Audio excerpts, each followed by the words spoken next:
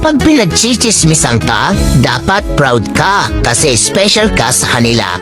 Isipin mo, sinasayang nila ang importanteng oras ng buhay nila para lang mapag-usapan ka. Kaya dapat magpasalamat ka kung ang mundo mo ay puno ng mga kontrabida.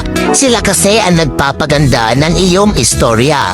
Basta tandaan mo lagi na ikaw ang bida at supporting cast lang ang role nila. Tandaan mo, huwag kang matakot sa patay, matakot ka sa iyong kapitbahay na lagi nakasubaybay sa iyong buhay.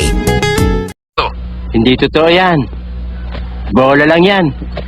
Naniniwala ka ba na nakadepende sa pakinabang mo ang pagtrato sa iyo ng tao? Pag may silbi ka, mabango ka. Pag wala, baliwala ka. Yan ang masakit na katotohanan.